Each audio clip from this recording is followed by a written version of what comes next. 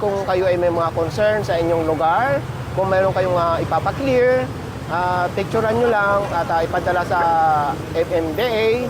Gaya nga nung last interview ko kay Sir Gabriel Go, na huwag kayong mag-alala or huwag kayong matakot dahil hindi na naman ilalabas ang inyong identity.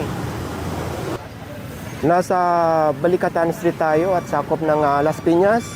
At ito ang isa sa mga request ng barangay. Itong sasakyan na ito. Bali, mag-iisang taon na itong nakaparada dito at kinahoy na. Ibig sabihin ng kinahoy, wala ng mga makina. Lalay, pagkisabi lang po kung nakutuntan niya yung may-ari. Kahit ipag-ignayan na kahit ako nakikipag-away ako doon. Pulis ko lang pa rin niya kay may-ari. Sige po, punta na lang daw po kamo sa barangay. Sabi ko, sayang sir ka, laki mo pa naman. Pulis ko pa naman. Hindi ka magandang kausap eh. Ilang beses na po yan. Ilang beses na po yan. Tao na yung binilang yan. Nandun po yan eh, sa loob nila Balane.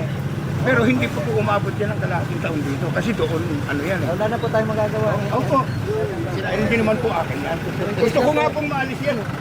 Sabi ko, ang inaano ko lang po, para kung sakali na pumunta siya, para masabi ko rin. Agad nyo na lang po na may pag-ugnayan na lang. Wala naman pong problema.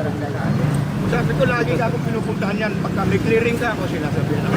Lagi ka ako dinilig ka ako dahil sa akin uminiwan. Pinasadahan din ang matisikip at maliliit na kalye sa nasabing barangay. Punasan yung or labasan yung may mga may-ari ng motor, pero huli na. Nandito na yung mga enforcer.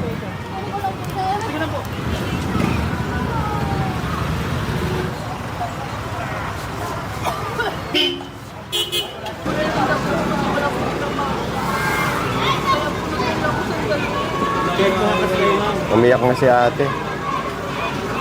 Eskwelahan kasi ito. Oh, hello mga bata. Oh, yan, biglang luminis na.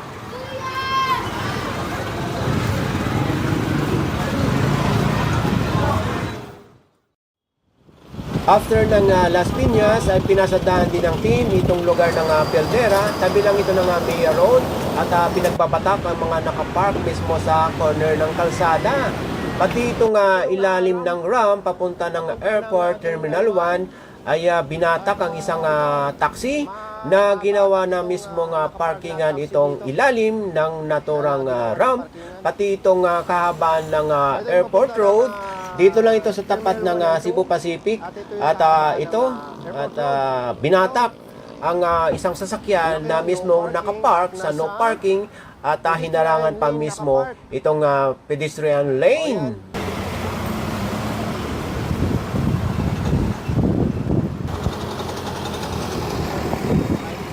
At tinikitan din ng mga sasakyan na nakapark mismo sa kahabaan ng Airport Road.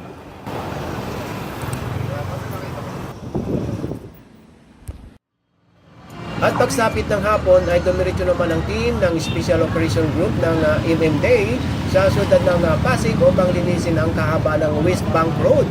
Dahil nga ito ay special request, ay sinuportahan nito ng LGU Pasig sa pangunguna ng MMDA Action Officer na si Mr. Edwin Lopez at ng Head ng Action Line na si Mr. Bong De Leon. Kasama sa operasyon dito sa kahabaan ng West Bank Road ang matagal nang nirereklamo at matagal nang binigyan ng notice. Ito nga ang sidewalk clearing, illegal parking at kung ano-ano pa.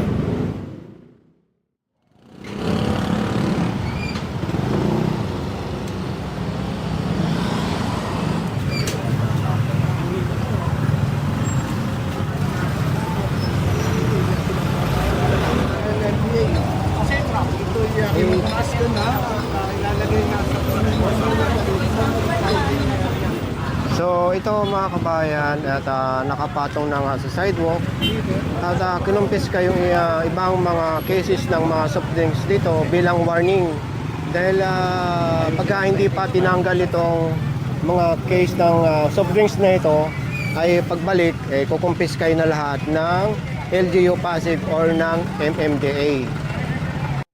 Ito nasita dahil walang helmet at nung tinanong yung driver kung may lisensya ay wala. So may impound ito. Ano ba? Yung nabili mo, yung pera mo.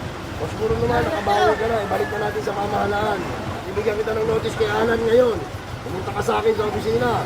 Pag-usap tayo, gumawa ka ng undertaking kung kailan namin pwedeng tanggalin yung mga yan. Ililisin yan. Eh, magugulat na lang kami, nakatayo na, sasabihin warehouse, sabihin stock room. Sa umpisa, ganyan ang ginagawa niya. Tapos halos tatlo na yan.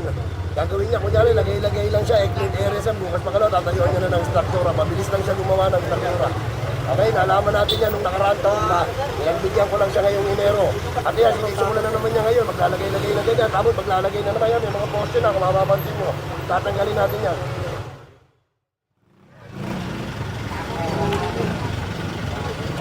Kasalaman niya, pag may dumaan sa sasakyan, kasalaman niya.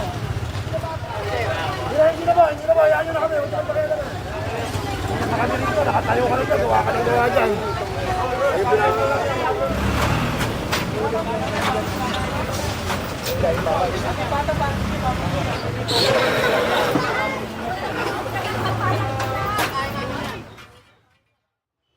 Ito yung matagal nang nirereklamo.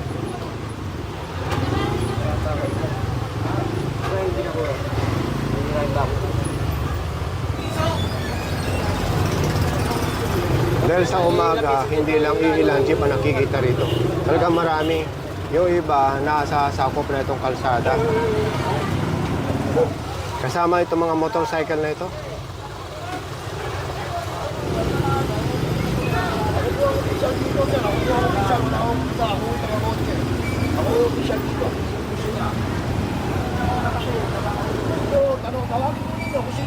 Kaalisin ko rin sa operation namin.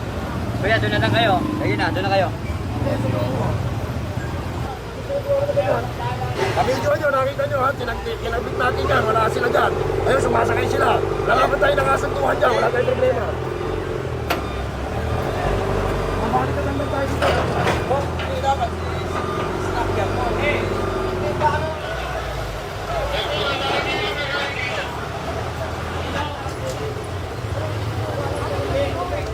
Hindi pa kami dito, alisin nyo kung kailan nandito na tao. 5 minuto hinahanap nyo, ilan lang araw, ilang linggo, ilang taon ako mabalik-balik dito. Hindi nakurang ko pa yan. Ako, isa dito, libo sila, assistance lang sila. Tapos sabihin nyo, ay na rin siya, ako dito magpapalito dyan. Taon na tayo nag-usap, taon. Abrad, saka Mato. Ay, hindi kayo sumunod sa lokal na pamahalaan, kaya kung hindi na ako lang sa inyo.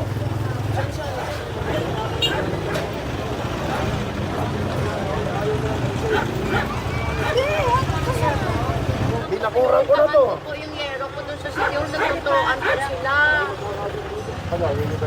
Ba't tinanggal ang bakod dito? May bakod to eh.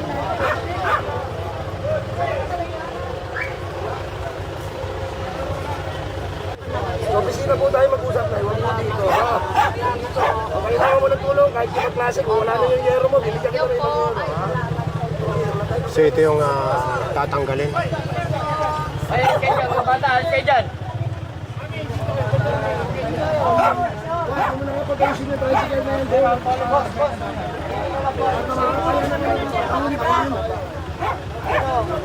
Tanggalin nyo na yan, hindi mawawala yung basura dito hanggang meron yan.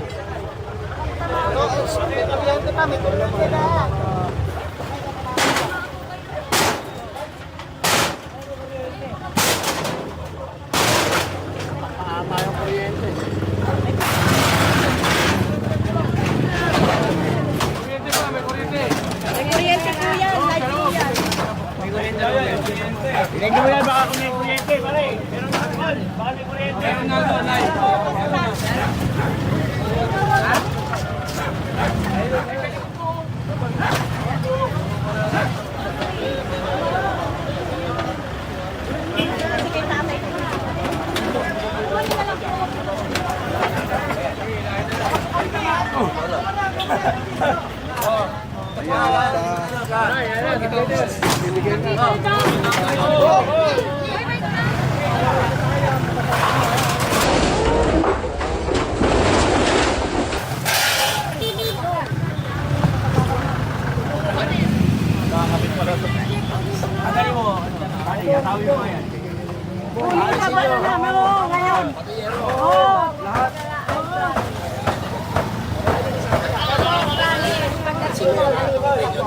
Okay na daw yan, sila na mag-ano.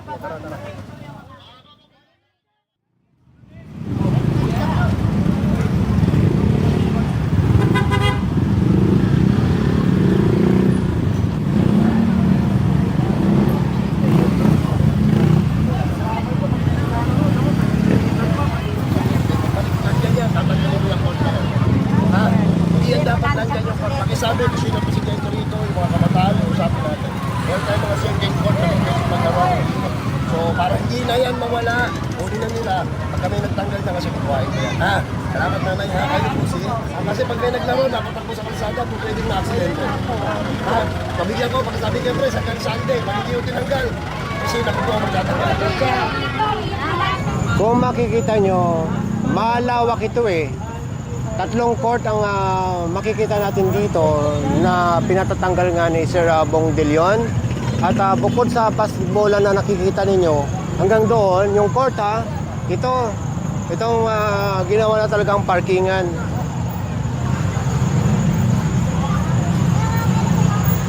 Itong mga sasakyan na ito, pagka may driver, matitikitan. Pero kung kulang sa rehistro, bukod sa matitikitan ng driver at walang rehistro, matuto rin yan. Pero yung mga kompletong papeles, pag may driver, matitikitan lang. Pag walang driver, lahat yan matuto.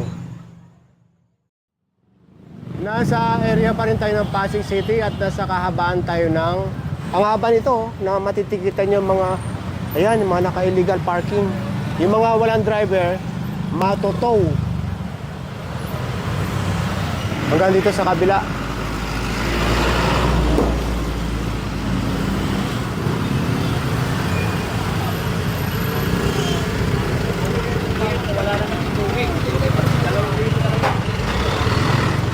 Ang daming sign, tad-tad oh. Ayun, hanggang doon sa unahan. Ay, ang dami palang haba.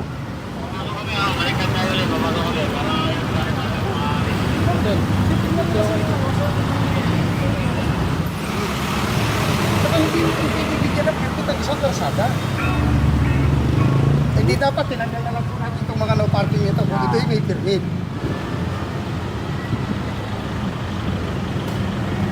Ang haba.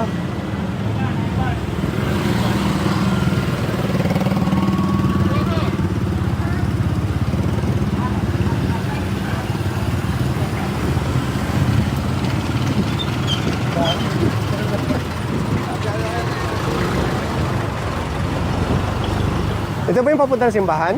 Ah, at meron yata eskwelahan dito. Oh, may eskwelahan dito. Oh, ito yung eskwelahan. Kaya kung paparkingan ito, ayan, ay talagang masikip na nga talaga ang kalsada.